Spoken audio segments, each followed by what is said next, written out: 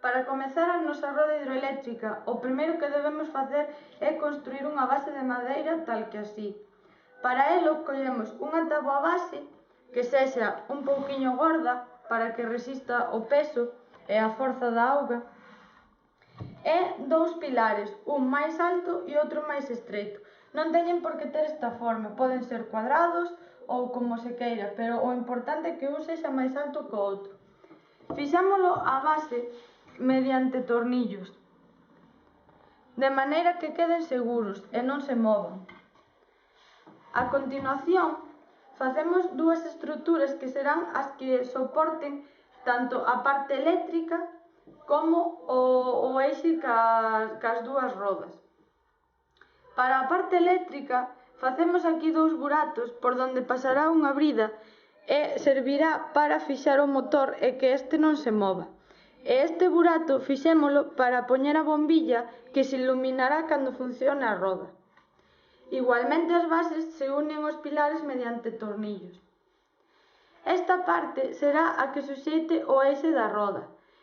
Aquí pegamos dúas pinzas de madeira, que serán as que nos permitan poñer e quitar o eixe sempre que queiramos. Igualmente atornillamos a base ao pilar con dous tornillos.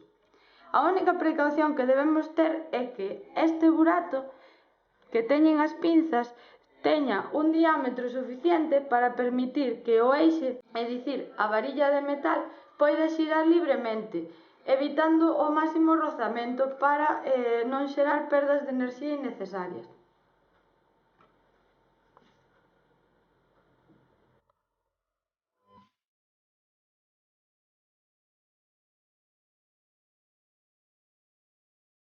Para a elaboración da roda con aspas, o único que precisamos son 4 transportadores de ángulo, 1, 2, 3 e 4, e 8 culleriñas de plástico, e un adhesivo forte.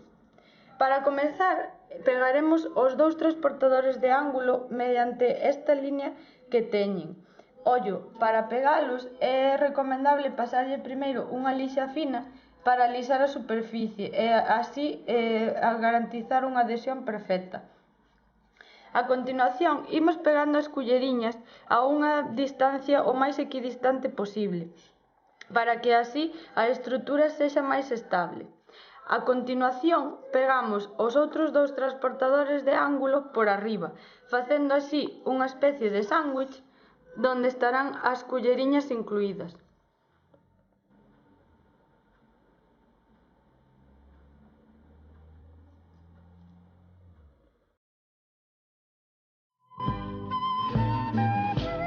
Para facer a polea por onde pasará a nosa correa, facemos exactamente o mesmo cos transportadores de ángulo que fixemos para a roda de aspas.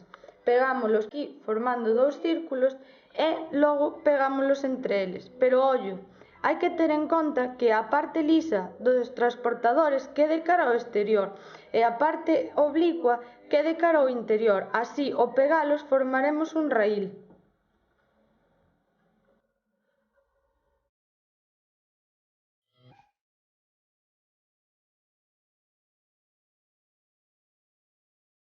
Para fixar a nosa roda de aspas, o que debemos facer é ter a varilla e introducir un anaco de corcho. A continuación, quentamos a punta da varilla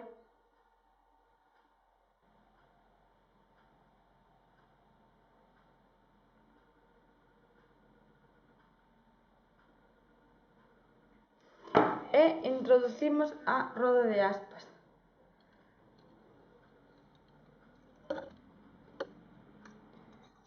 O obxectivo de quentala é facer que, se o burato é moi apretado, o plástico se derreta e poida así entrar con facilidade. Unha vez a temos aí, metemos outra mitade de corcho e axustámola ben para que, ao botar a auga, esta non se desprace. A continuación, como isto é puntiagudo e pode ferir a alguén, pónselle un corcho a modo de tapón.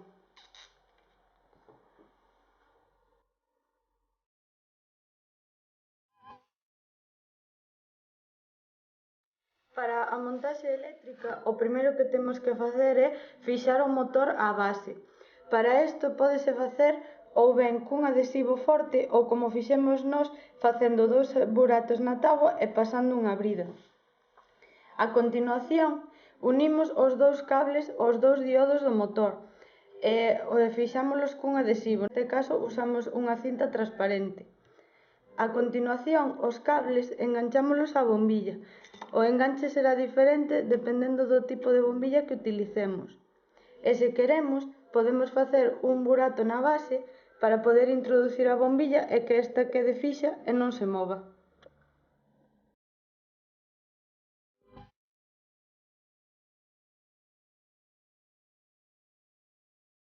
E por último, o único que debemos facer é conectar a roda ao motor mediante unha especie de correa de distribución. Para isto empregamos un cordel fino que imos introducir polos raíles da roda e enganchalo no motor. Atámolo de modo que quede o suficientemente tenso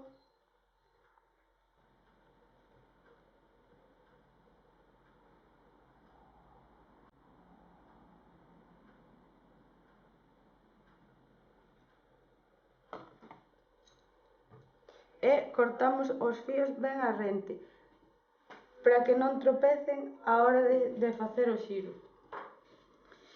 E ben, agora xa temos a nosa roda hidroeléctrica lista para funcionar. O único que deberemos será botar por aquí un chorro de auga que fará xirar o motor e xerará enerxía.